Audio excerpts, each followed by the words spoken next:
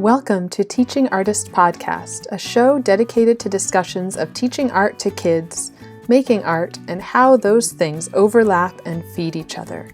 I'm Rebecca Potts, your host, a visual arts teaching artist.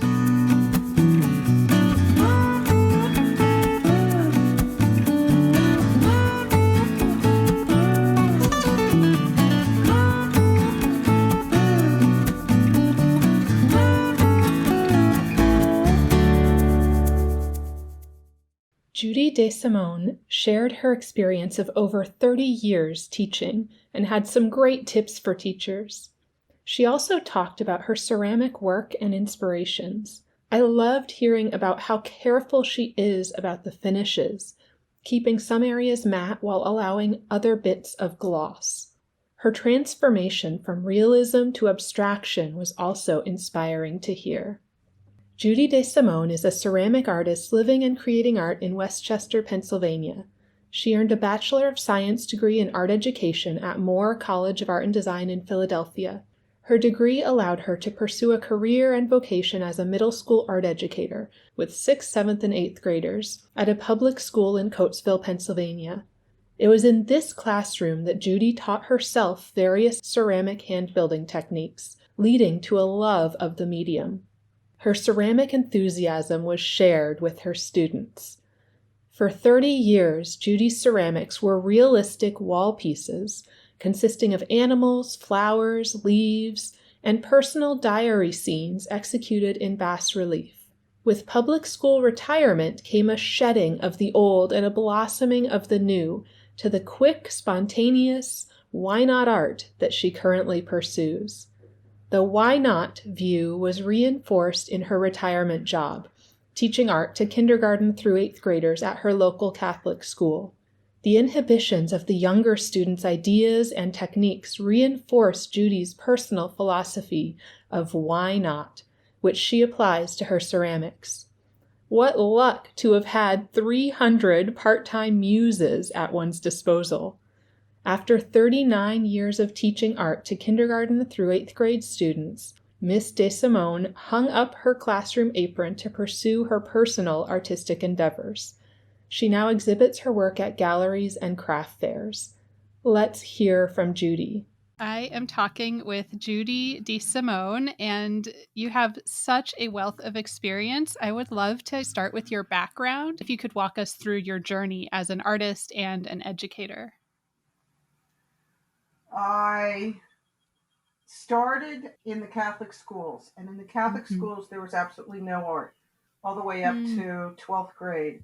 So anything I did was on my own.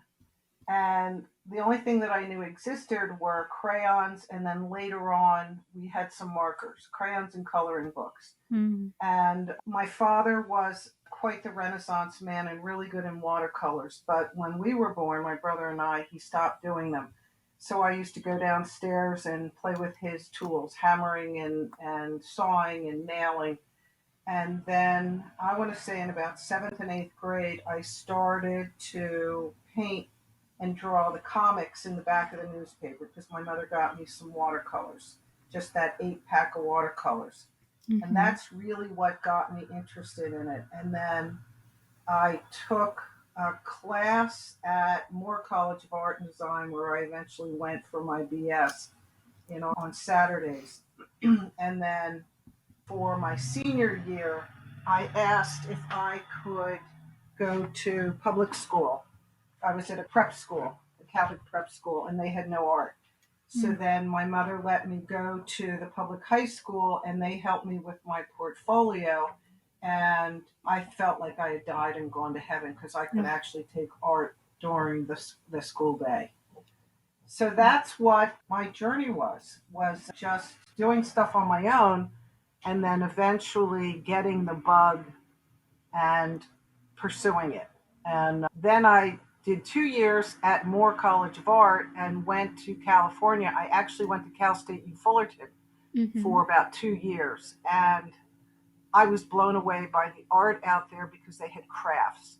And I'll never forget, there was a guy, Al Ching, who was my craft instructor, and he was phenomenal. And on the East Coast at the time, they just had slick stuff and lots of plexiglass and glass, and whatever came from Europe to New York to Philadelphia was just a totally different head trip than what was in California with the crafts. And I always attributed that from the Scandinavian influence by the people that went to California. And then you had the Asian influence. So you got this amalgam of cultures that were influencing artwork very differently than on the East Coast. So I just was blown away by the craft movement that was in California. Yeah. And is that where you started ceramics? Or did that come later? I actually started ceramics in my middle school classroom when I got my public school job, which was in 1979. I wanted to do ceramics with the kids. So I had an old kiln in my classroom and clay, and I just started to do a lot of hand building projects of my own to teach the kids how to do them, and it just blossomed from there. I did bas relief, very classical sculpture for 30 years, where I would do diary pieces in clay. They had low relief and high relief on them. And if there was an event in my life that was particularly memorable, then I would make it out of clay. And they were maybe about 9x7, and they could be hung up on the wall. And then I stopped doing them for a while and started doing low relief flowers and animals and people, and just tried to get as perfect as I absolutely could. And then I was turned on to Underglazes by a grad instructor that I had, and started to be very painterly with the Underglazes, and literally did that till I retired from public school, which was 31 years later. And then when I retired from public school, I still was teaching at the local Catholic school 3 days a week, but I did a 180 and started to do the loose vessels that I'm doing now, which are, who cares? Anything goes. Let's be quirky, and lots of color. Yeah, I would love to see some of that earlier work, because I feel like just hearing you talk, it sounds like you've gotten sort of more abstract as you've aged and gotten more, like, I guess you talked about being sort of free with the glazes, but yeah, there's definitely sort of a freedom and a looseness there that's really beautiful. Why, thank you. Yes, I felt like I could relate to the journey that other artists that are very famous have gone through, where they have this very conservative classical period, and then suddenly it's a breakout. And yeah, who cares? I'm going to look at this because this is interesting to me, and I'm going to go away from the classical stuff. But I know if I have to go there, I still have that hidden in my muscles somewhere, my fingers. Yeah, it comes back to this idea of kind of knowing the rules before you break the rules. Yes, absolutely. Absolutely. Yeah. And then in terms of teaching, so did you, when you were in school, were you studying art education, or were you getting like a BFA in fine arts? No, I was getting a BS in art education. Uh-huh. I come from a family of teachers, and Yeah. both of my parents said to me, you need to have a paycheck every 2 weeks and a Right. pension. So I was rebelling against that maybe for about a year. And then after I came back from California, it was, oh yes, I need to get a BS in art education and do art every day, but yet get a paycheck and a pension. Yeah. And so you studied art education, and then when you graduated, did you pretty much start teaching right away? I did. Actually, the day I graduated was my first substitute job. Wow. Yeah, I graduated in December and was able to substitute that day. I'll never forget that. I went to a high school, and at 5 o'clock, I was back in Philadelphia in a pretty dress attending my graduation. Amazing. Yeah. And jumping right into high school, especially right as you're graduating. You're just a few years older than those students, and that must have been a wild way to kind of dive in. Absolutely. And I remember going, oh, this is me now. I'm telling them what to do. Right. It's me all alone up here. I can do this. And then I know you said you taught in public schools, but you also taught in Catholic schools. I did. When I retired from the public schools after 31 years, I finished the rest up to 39 years in the Catholic schools.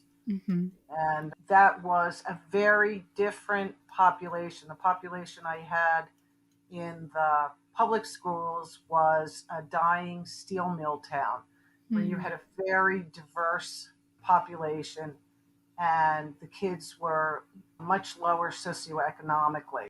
And then you had farm kids, you had city kids in the public schools. And then when I was at the Catholic schools, then one Catholic school I taught for a year and then it closed.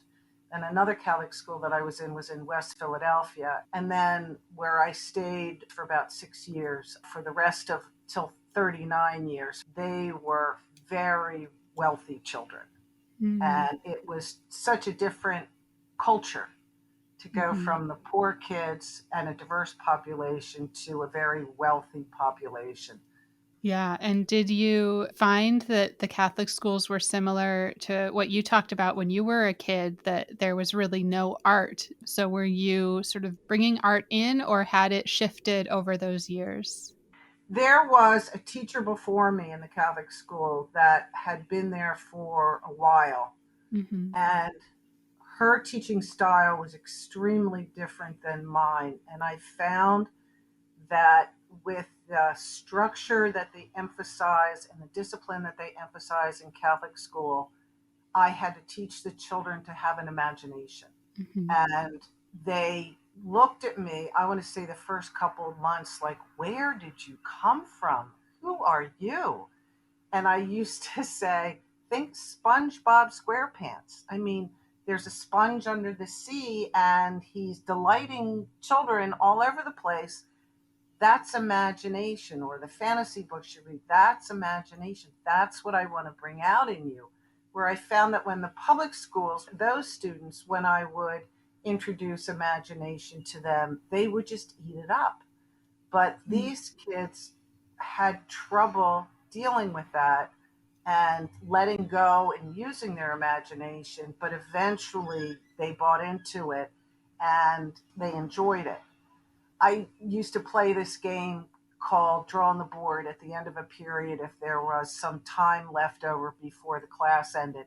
And I'd have two kids go up to the board and I said, this is not a contest. This is just, let's enjoy your spirit. And I would have some goofy thing for them to draw, like a bat flying. And I said, okay, now we got two bats. We've got a wooden bat or you've got an animal bat, or a pig riding a skateboard. Things like that that were just silly and innocent.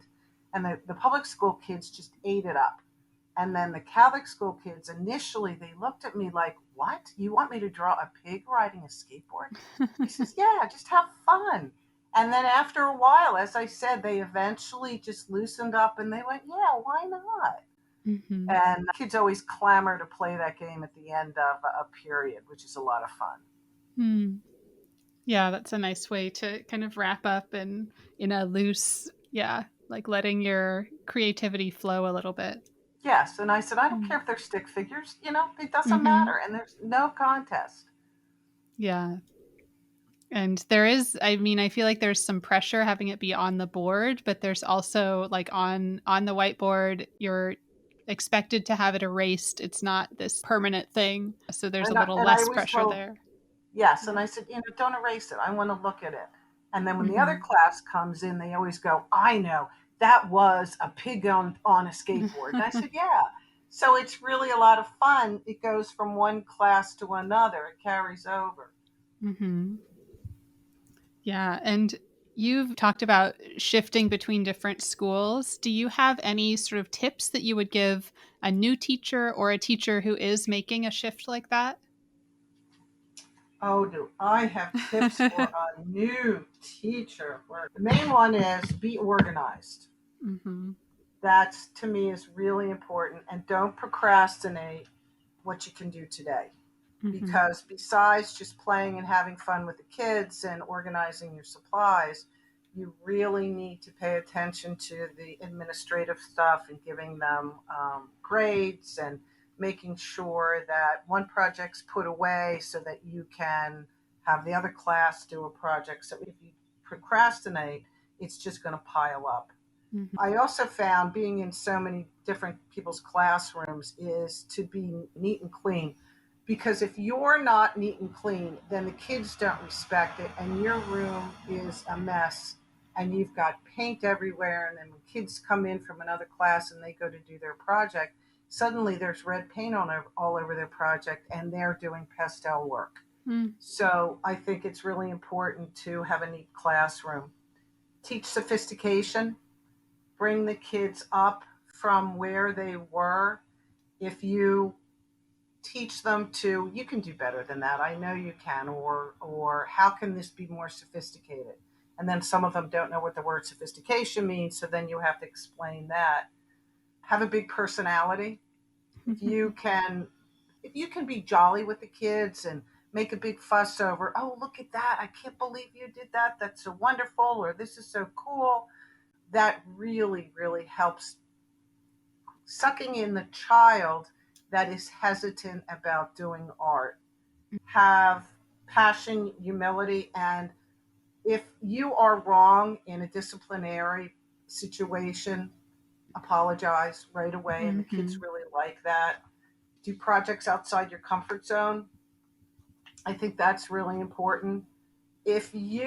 My big thing is articulation, because I've had a couple student teachers, and sometimes after the kids are about to start a project, after the initial demonstration and introductions, they look at you like, what is she talking about? Or even for me, what do you want us to do?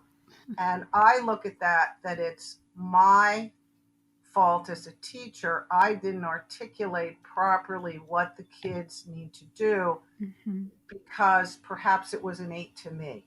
And I found that things that are most innate to us as an artist are the hardest to articulate, because a lot of times ours is just a feel or an emotion. And it's so hard to articulate a feel, like when you're teaching shading. Well, can you feel the light going to the dark? No, I can't feel the light going to the dark. Lady, what are you talking about? So that's important. I use lots of color in projects because I feel that human beings like color. And kids get excited, especially when you use lots of color. You do steps, do projects that have a lot of different steps in them, whether they're drawing and then cutting and gluing and painting and curling. Use different media in a project.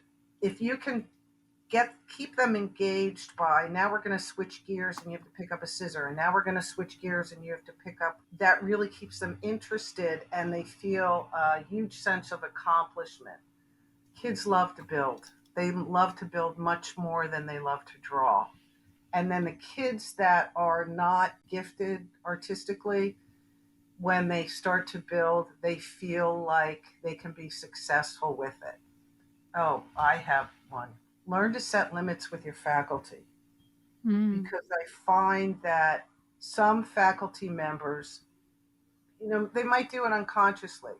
Can I have this? Can I have that supply? Can I have this supply? Will you do this for me? Will you do that for me? Can I just send this child here? Can I just send them to you for that? You have to learn to say, I can't go there. I just can't do this. And there was a Catholic school that I did the scenery for every year. It was part of the job description. And there was one director that wanted the main huge 8 panels. And then they wanted 8 more. And then they wanted this and that. She just wanted me to do all of this scenery stuff. And when I painted scenery with the 8th grade, I did it on Saturdays. And then I would try to do whatever I could in class. But I literally said to her, I said, honey, I have a life. I mean, my whole life is not doing scenery for this play. And she looked at me a little dejected. And I said, I'm sorry. I can't do all of that. I'll do A, B, and C, but I can't do any more. So I think that that's really important that you set limit to the faculty. Oh, I have three more. Read to the kids. I stumbled on this out of the blue. I am the type that when you teach, you don't move on to another project until perhaps 85 to 90% of the kids are finished the project. So in between, you get the fast artists and the medium and the slow artists that just quite aren't caught up yet. So what are you going to do with that in between time when you've finished helping everybody? You don't need to work the room anymore and you've got some lag time. Well, I would get stories appropriate to the age level and I would read it to the whole class. And I would say, okay, get up, get whatever you want, do your work, but don't talk, and I'm going to read you a story. And the kids that were finished, they had to just sketch whatever they wanted to sketch. And if I read, like the kids in the public schools, in the middle school, I read them those scary stories. There's 3 or 4 of them, which are like urban legends, cute urban legends that have gone around for gosh knows how many years. They love them. Or Greek mythology. They love them. You could hear a pin drop. And then when I started to teach the little kids, I would read them fairy tales. And even if I read like the first grade, The Three Little Pigs or the Elves in the Cobbler Shop, they love them. Or the Big Bad Wolf, The Three Little Pigs. I mean, again, you could hear a pin drop, and the little kids were funny because they just stop and they wouldn't do their work. And it's like, come on, you have to keep doing your work while I'm reading. So I thought that that's a really good tool to have. And then do field trips where the kids are physically engaged. I would take the public school kids to my local art center, and the art center would set up, I would have a group of kids, maybe 48, put them in 3 groups because it's one school bus, and they'd go to 3 stations in the art center. So they'd have a watercolor station, a clay station, and then they'd have a molding wax station or a printmaking station. And there were teachers from the art center at each discipline that wasn't me. And then the kids would bring all their work home. We'd stop at the Dairy Queen and McDonald's for a half of an hour and then go back to school. Oh my gosh. I didn't do any more of let's go see an exhibit at the museum because the kids would go through in 5 minutes and then want to go to the gift shop. And then another one I did, there's an international flower show in Philadelphia called the Philadelphia Flower Show. And there was a junior flower show category where you could do art projects that dealt with flowers or growing things. And one of them was nature photography. So I did this whole lesson with 1 grade on nature photography. And there's a nature preserve by the school. So we all hopped on, like 6th grade, hopped on a bus. And we went to this nature preserve. And there were chaperones for each group of 5 kids. And what we did was for an hour and a half, the kids with the chaperone, which were adults, ran around the whole preserve and they took nature photos with either an iPad or their iPhones. And then they got them developed at the local CVS or Walgreens, brought them in. There was a judge from the flower show and they picked 1 winner. So field trips like that to me are so memorable to the kids rather than going to a museum. Now, the high school kids might like to go to a museum, but I think that 8th grade and under, it just, they don't appreciate it. They're just not old enough. And that's my experience. Somebody else might go to a museum and the kids absolutely adored it. They needed to tell me their recipe for having kids enjoy a museum. But the kids that I've always taught, the museums were boring. So they're my tips for new teachers. Yeah, I think that's great. There's so much in there. With the museum idea, I mean, I would say I know one educator who is just fantastic, Karina Esperanza here in Los Angeles, who I interviewed a while ago. She talked about how having students, especially students who normally don't have access to the museums, that, maybe they don't even realize they can go there. They don't feel comfortable going there, but bringing them to a museum can be really powerful. But she said she would actually create her own sort of museum guides or handouts, worksheets for students to do, and then lead discussions around specific artworks. So they're not necessarily going in and seeing all of these artworks. They're really focused, visiting just a few pieces in the museum and really talking about those pieces, and then going through these handouts that she would make that were separate from what the museum handed out. Even if the museum had educational resources, she just found that having the opportunity to make her own and really tie it into other things she had already been talking about in her classes was super helpful and much more engaging. I guess what she did was really make those connections to things they were already learning about and thinking about, and that was a good way to help with that sort of engagement in the museum. God bless her. That, Yeah. it's a shame that I didn't think about that. Yeah. Well, I think there's also something about seeing contemporary art, which I guess it depends which museums you're going to and what sections of a museum you're seeing. But I've seen that too. I mean, I'm not that interested actually in seeing a bunch of work by old dead white guys. Like, I want to see work by women. I want to see work by people who have lived in a similar time that I'm living in. And I see that in students too, that they are more interested in contemporary work that they can maybe relate to on a different level. Who's got work like that? We were in Miami about 2 years ago, and we went to, I don't know the name of the museum, a big museum in Miami. And I Mm-hmm. think it was a multicultural museum. And the work in there was so exciting to me because I like color too. And a lot of the Mm-hmm. work was very brightly colored, all these different genres, all these different mediums that I was just like salivating when I was walking around.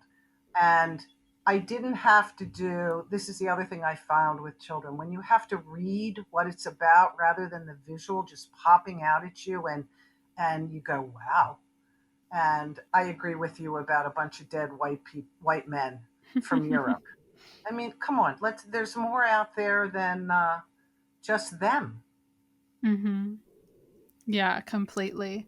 I think something else you mentioned was also, I mean, there was a lot of great ideas in the tips you shared, but another one that stuck out to me was this idea of using many different media and switching gears a bit and talking about, let's do a drawing and now let's cut it up and make a collage with it, and maybe we'll add some paint, just doing a variety of different materials that all go into one artwork. I feel like that's sort of mind expanding for students sometimes, that they don't realize, oh, I could draw and then cut it up and make something different with it. So that's a really great tip, I think. Thank you. I know I took a grad oil painting class, and going from ceramics to oil painting, I was so frustrated because we just did the same process. You dipped your brush and you did a drawing, you dipped your brush in colors, and then you painted. And Mm-hmm. I'm not putting down painters at all. It's just not my thing. I Mm-hmm. want to do the drawing and do the building and then um, refine it and then paint it and then glaze it and then fire it again. It's just that's the way I think in terms of doing artwork. So that when I Mm-hmm. meet painters, I always want to say, tell me about it. What about this excites you? It's like when you meet somebody in the business world. Oh, stocks and bonds really excite you. Tell me about the stocks and bonds, why it excites you, because it's such a different head trip than me.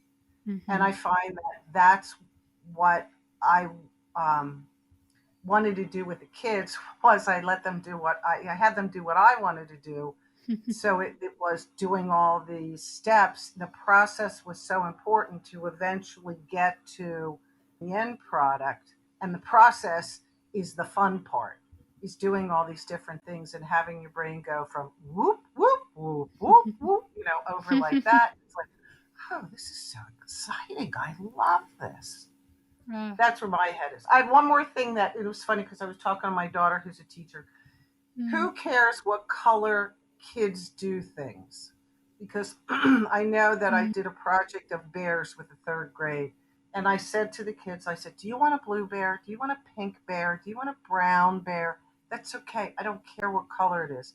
But then when I was talking to my daughter this morning, she's a first grade teacher. She said, oh, I have a lot of trouble when the kids do other colors than what it should be. And she says, I don't want a George Washington with blue skin. I says, I can relate to that because what you're doing is a historical figure.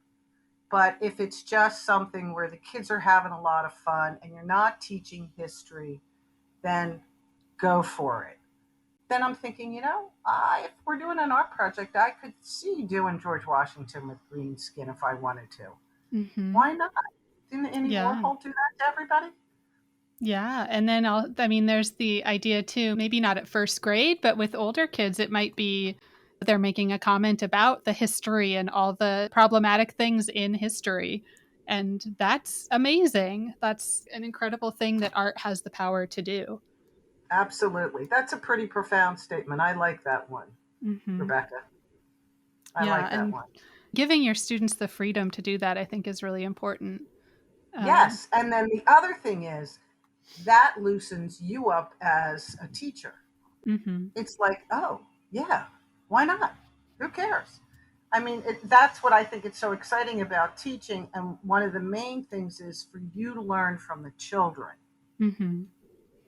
Yeah, you're making me remember all these past conversations with other artists. I think it was Deborah Riley who I spoke to, who's talked about the similar sort of pushback from teachers that would be working with her, like the regular classroom teachers would be there with her and would sort of chastise a student for drawing two suns in their picture. Like, there's only one sun. And she would say, no, of course I know there's one sun, but I want to see what is in your imagination. I don't care that I look out the window and see one sun. I can do that anytime.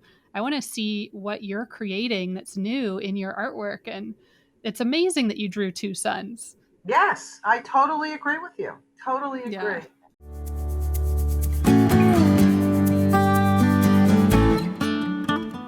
I want us to dive into your artwork a little bit more. We touched on it briefly, but I wonder if maybe you could describe the work you're doing now for someone who hasn't seen it. Right now I'm doing ceramic vessels. They are mid-fire white clay. They're fire to cone 5. And I paint them with underglaze. I use a little bit of gloss glaze and oxides. And the other thing is, no two pieces are similar. These vessels they could fit on a buffet right now. I'm starting to do some larger pieces, but the thing is my kiln is tiny. It's only about 16 inches deep. But I try to have it be very whimsical and quirky and colorful. And for a while I did things where I added glass beads and stone beads to the pieces. Most of them are watertight, and they're tons and tons of colors, which I like. I also like the underglazes in the fact that you can be very painterly with them. And with the gloss glazes, you cannot.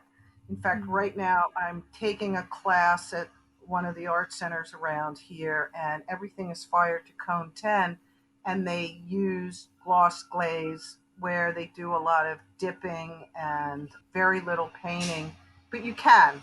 So it's a totally different head trip than me, and I find it very, very frustrating because at cone 10, the underglazes fire distinctly different, and they take on a sheen to them. And I'm not into gloss glaze on my work because I find that when you just have underglazes on the outside, it allows the viewer's feeling to penetrate more of the surface.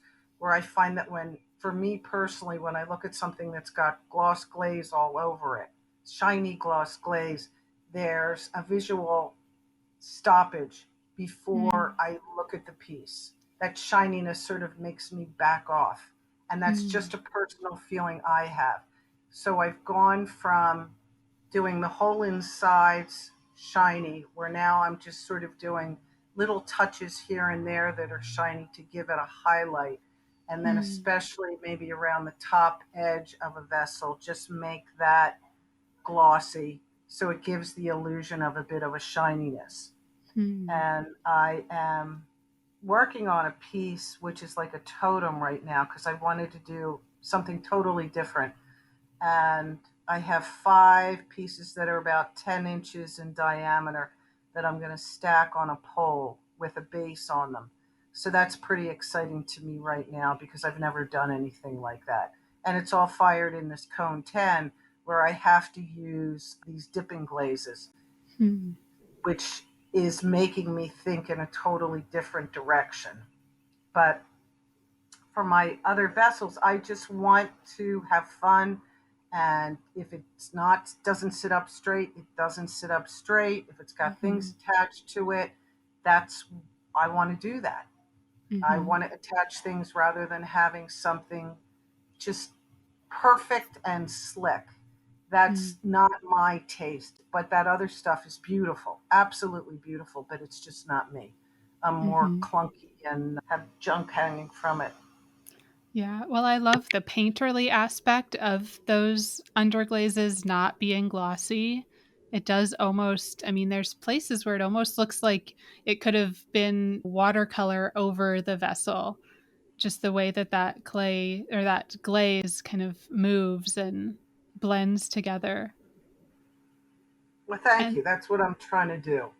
yeah, and then the other thing I'm noticing is I'm looking at it now and there's so many. You talked about adding the glass beads. You're adding like screws and nails and buttons, and a lot of times it seems like these things are kind of coming out from all sides, and it's interesting to me how sometimes you kind of like there's a piece with screws just sticking out with their pointy ends kind of sticking out almost like thorns or like a little porcupine. It's like a dangerous object versus where they're kind of screwed in and you see the back of them and you can imagine the inside of that is like you don't want to stick your hand in there. Yeah, I'm wondering about the ideas around those sort of protrusions. Um, when I was a kid, I loved going to the hardware store with my father. And when I was little, at the hardware store, they would have bins of open nails and screws that you could just run your hands through.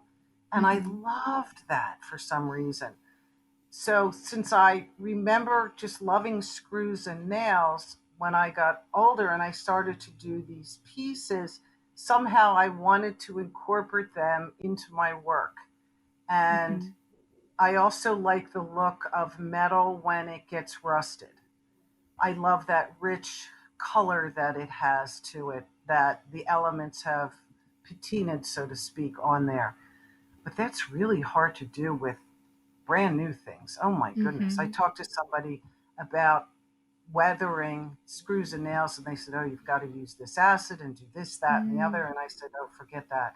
And he says, "And it's very toxic." But it's just some way to incorporate that love of hardware into my work.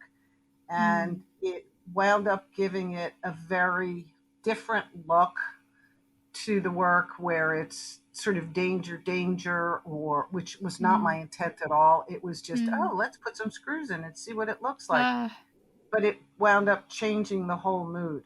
The only time I ever went out of my way to have a mood come from a piece was I did Kanisi, which are those African nail effigies. I don't know if you've ever seen any in museums.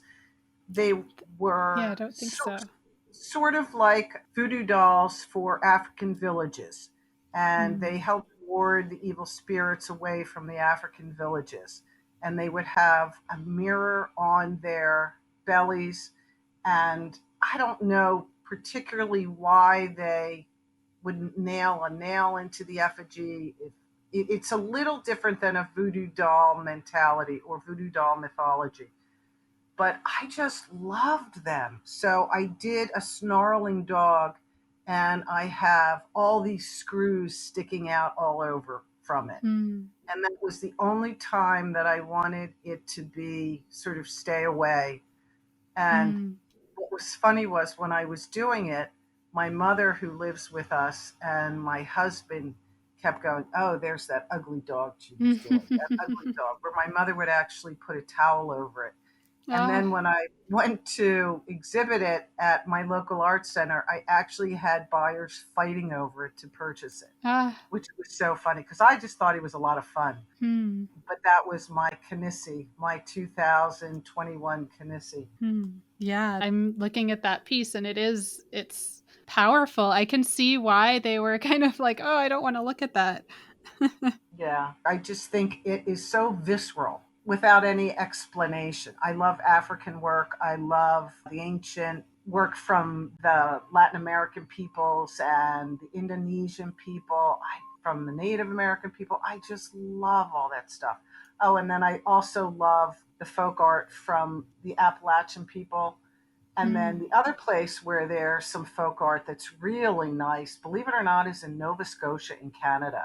A lot of folk art up there. And then do you kind of find yourself going down rabbit holes learning about these cultures and the context in which they're making this work, or is it more just visual, kind of seeing the work? It's both. Visual, that hits me first. It's important to me in my artwork to have everybody relate to what I'm doing. And that's why I did the diary pieces, because I think everybody can relate to a situation that I went through themselves. I'm trying to think of one that is really powerful. We had a couple deaths in the family. And I did a scene of, I sort of combined all the deaths into one image where I had an elderly man hooked up to all these machines in a hospital bed, and then the son sitting at the end of the bed snoozing. And I called it the vigil.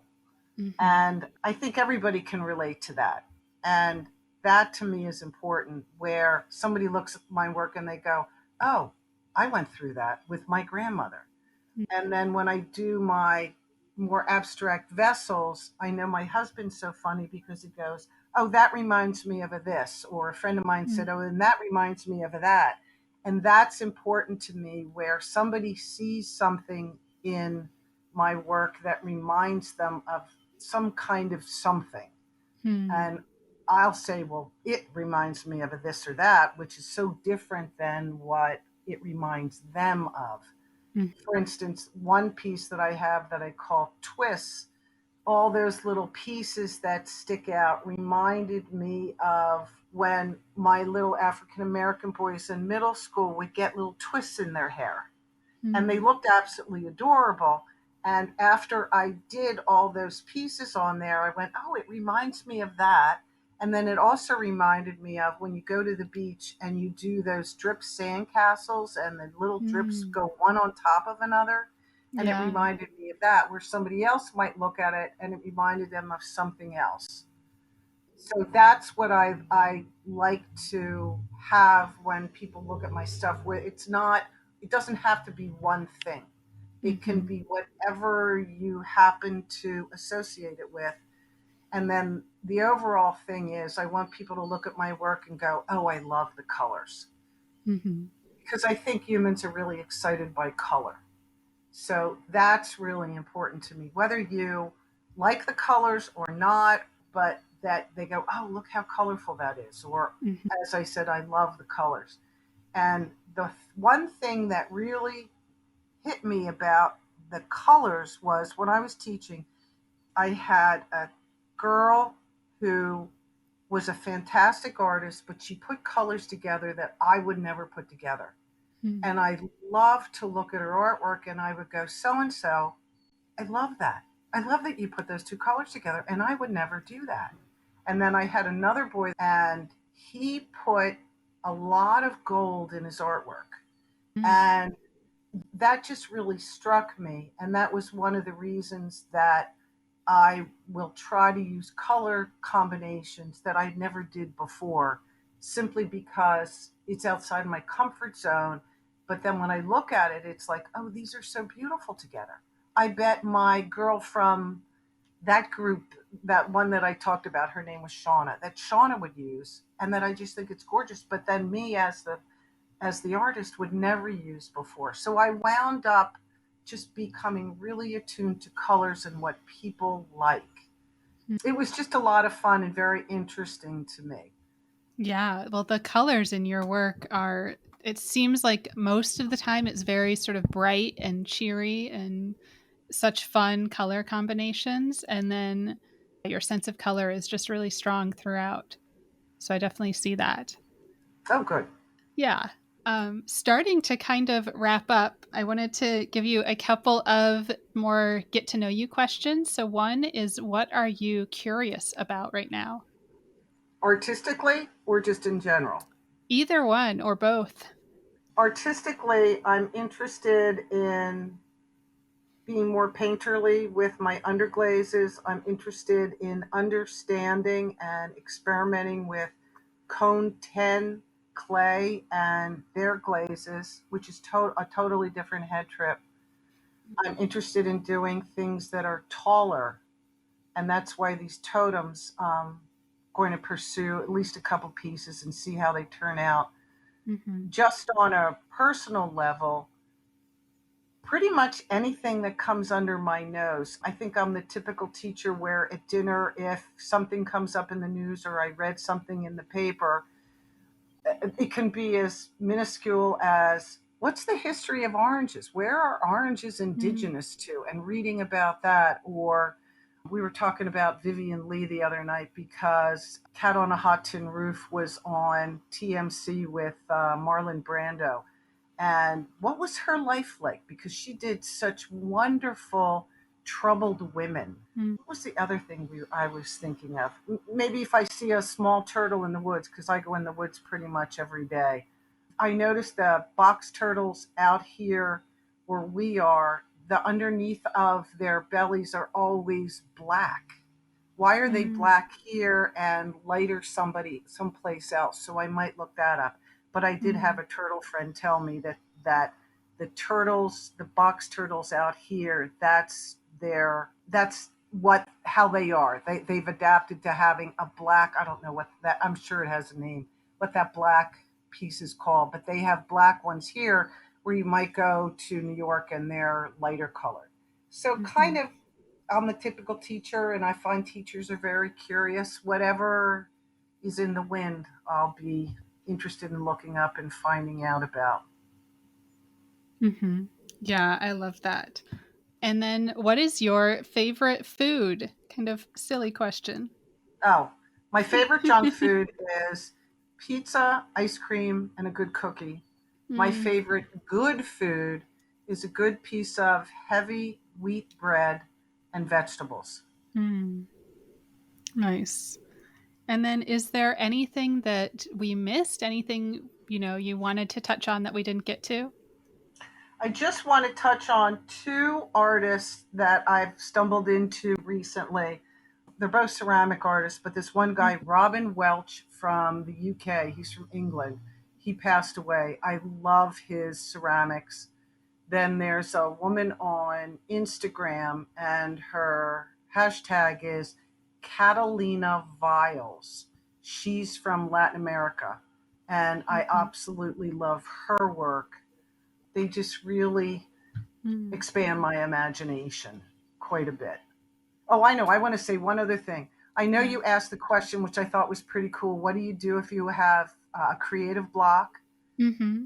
And one of the things that's always helped me was I read a lot of sci-fi and fantasy. Mm-hmm. And I find that if I am exposed to somebody else that's got a more bizarre imagination than me, that really kind of gets my juices going. And then looking at other people's artwork. And one of the places where I found that I'm able to see a lot of that, especially ceramic work, is on Pinterest. If I Mm-hmm. type in contemporary ceramics, there's tons of stuff. And again, tons of people whose imagination, they just blow me away. And it's like, Yeah. oh my gosh, this is exciting, and that's exciting, and this is exciting. And how can I take my personality and use that? So that's what I usually do. And I thought that that was a great question of yours. Yeah. Yeah. That's a fun one to ask. How do you overcome creative blocks? This This is just wonderful that you do this. I have to tell you. Oh, thank you. And then kind of wrapping up, is there anyone that you would want to thank or give sort of a shout out to? Yes. My two local art centers, the Chester County Art Association, the Wayne Art Association, and then the 3rd Street Gallery in Philadelphia and the In Liquid Art Group in Philadelphia. Awesome. And then last thing, where can listeners find you online? I have a website, www.JudyDeSimoneCeramics.com. Awesome. And I will link to that, and I'll link to the art centers and gallery you mentioned and some of the artists as well. So everybody can check out all of those things. And just thank you so much, Judy, for taking the time. Oh, thank you.